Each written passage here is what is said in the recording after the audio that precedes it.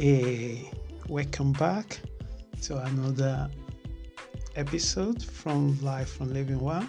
My name is Richard, and the topic I have for you this week is different to any topic that I've presented so far on this platform. This week, I'm looking how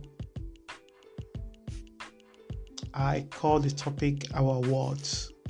And what I wanted to do with this particular topic is to evaluate what I've observed from other people and with myself, and what I've done research about, like as we as an individual or as a human race, we have a two words.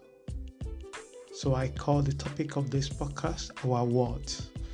So we have a two words, and how these two words is function in our life determine our sense of self and how pleasant emotions we feel in our life for certain period of time.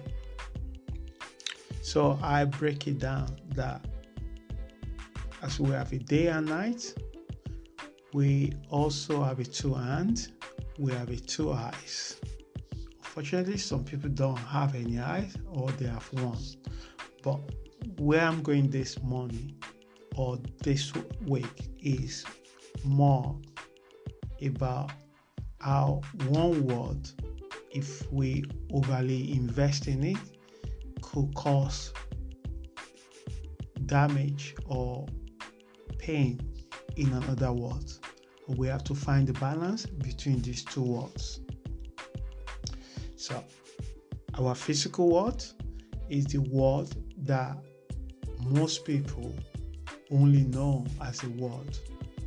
We also have our internal word, so which is our emotional word, which most people is either they swim in it, that is screwed up their life big time because they are past sensitive and overreacting to what they feel inside based on what they perceive outside, or some people become a robot where they shut it down completely and they only stay in their head. So everyone are finding one way or the other to want to cope, but we do not need to go to these extremes before we can find our foot in the middle. So how does the physical world look like, and why we need to find the balance in our physical world so that we don't suffer a lot in our internal world. So our physical world, we only have less than 10% of control of it, but a lot of people put their 90% onto that. And time and time, the nature shows us that we are also a part of cosmos. We are also part of the nature. We have no dominant or control over another nature. We are just a custodian or partnership.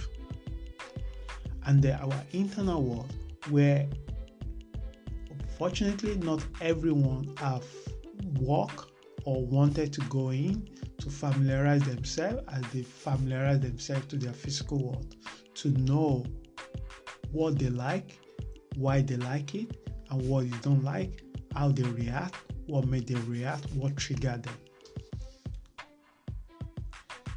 So our greatest strength lies how we navigate the worlds we currently live in.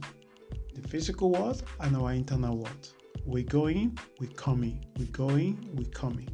So our physical world is our external world. And this is the world a lot of people know as a world, which is true because it's a material world. It's a world that you can feel and touch. But there's another world. And this world is so rich and is so bottomless. It has no limit. You can't really describe it. When you ask somebody, who are you? They tell you the job that they do. Oh, I am a doctor. They don't really know or tell you exactly who they are. They tell you the title of the job, where the society have cultivated them to train for 9 years and came out with the title. Or I am a teacher. So who you are is so deep than just put one single label into it.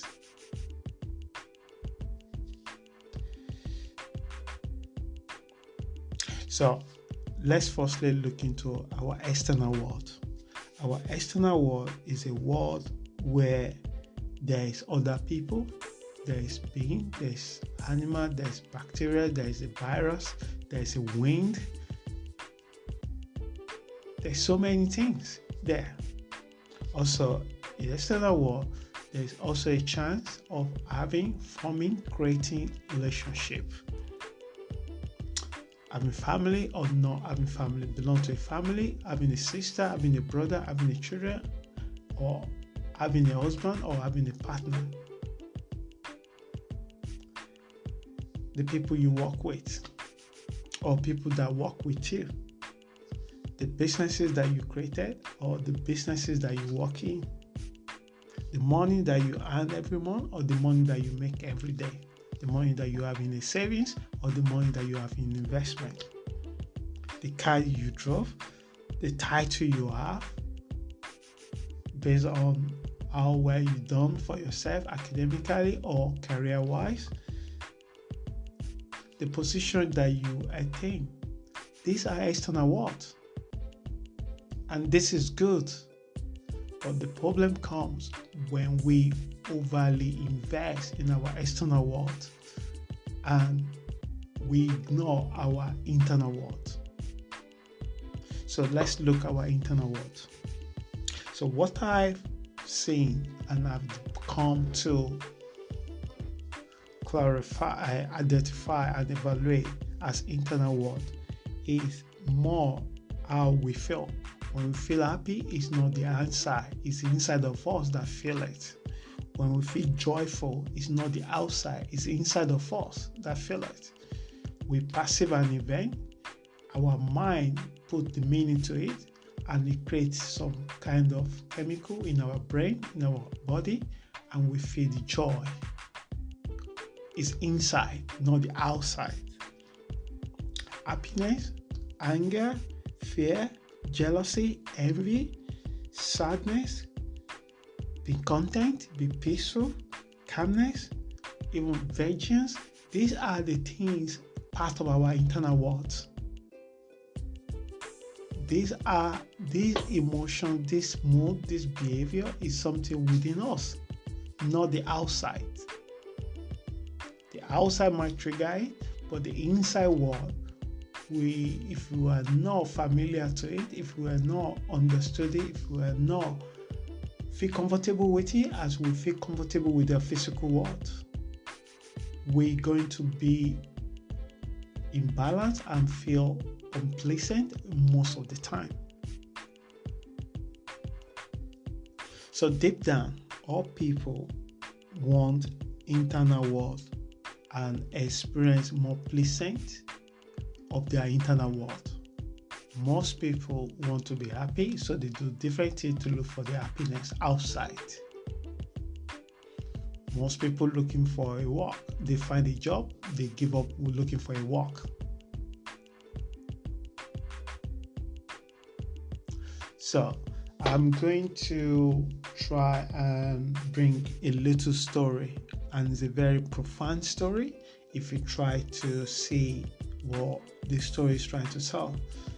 There was a man that showed how to balance these two worlds very well. In a very long time ago, in a land called U, there was a great and very wealthy man and very rich man. And there was a king that protected him and allowed him to maximize his resources. He was so rich that he has a lot of people working for him. He has 10 children. 3 are boys and 3 are girls and 7 are boys. and he has a lot of houses. He has a lot of people that work for him, those that work in his businesses and those that work in this house. And he has houses all over the places. There is no person in the land of you that is rich as this man. So according to the scriptures, say one day there is a great assembly that together, and all the agents of God appears in front of this great king. And the king asks one of the agents, which agent was an accuser of everyone. And the king asks him, "Oh, you are here as well?" "Yes." "Have you seen my subject?" And the agent said, "Yes, I've seen him. He's only serving you because his outside world was so great. He wants to have children, he has 10 of them. He wants to have wife, he has wife. He wants to have businesses, he has businesses. He wants to have investment, he has investment. He was so rich that because you protect him, because you give him the wealth, that's the reason why he's obey you." Like, this is a very easy why this agent was accusing this fellow like this, because most people, when they focus on achieving something in the outside world, they become something else. Like, is that they overly dedicated, overly loyal to person that they think can help them to improve their career. So they make themselves more dedicated to that person, and they do things in order to make themselves also benefit from it. So it's understanding. So the king said, "Okay, let's prove your accusation of this guy. I strongly believe that this individual are not only be honest, only be fair, only be upright because of the external world. His internal world is so rich, but the accuser can only touch his external world. He can never touch his internal world when he has done the work, because the external world, everyone has less than 10% of control of it, but it's the only thing that we tend to pretend that we are in control. And the natures, time and time, always show us that we have no control of outside of us.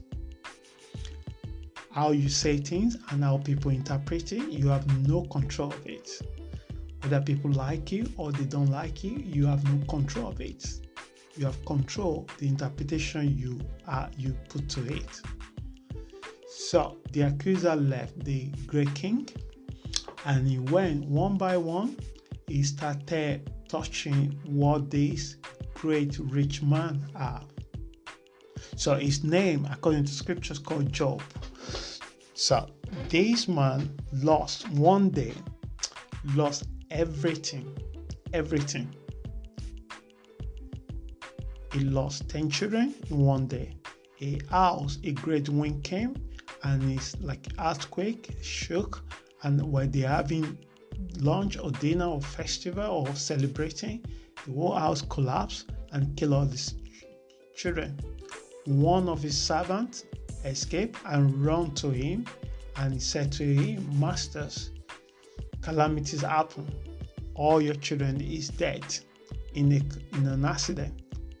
As soon as he finished, another one ran over and said, "Look, we're being attacked, and all the sheep's animals have been killed." And one by one, all the servants are coming, and he lost everything. So according to the story, the man stood up, tear his clothes, and he worshiped God. Say, "God give it and God take it." And you cannot do this if you are not work with your internal world. If you are overly attached with your outside, the moment if you want to have something and that doesn't happen, it will mess up your internal world completely.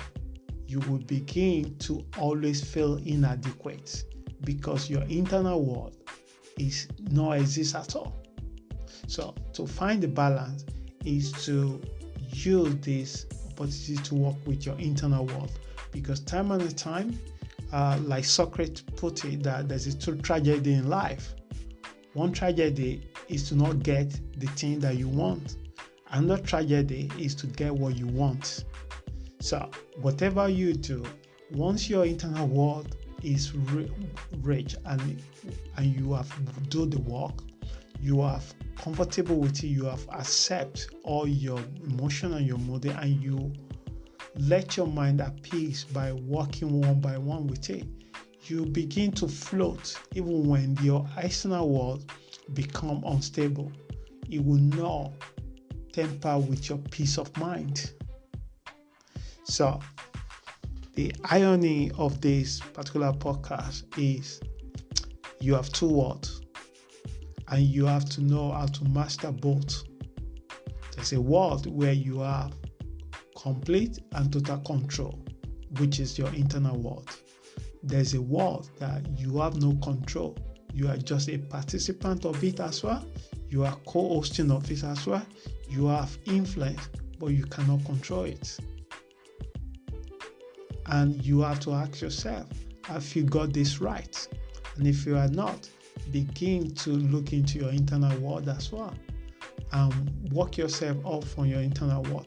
As much as Job's story is dramatic, as much as Job's story is sad, but the question is, if at one point each one of us we experience loss, we experience sadness, we experience disappointment and setback, but how do you react to it? Does it still affecting your life many years after the event?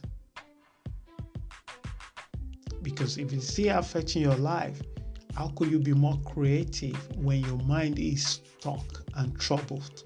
So this is why you have to work and make your world better, because you need the two worlds. You are not just, if you're alive, you cannot just function on your internal world. You also need your external world.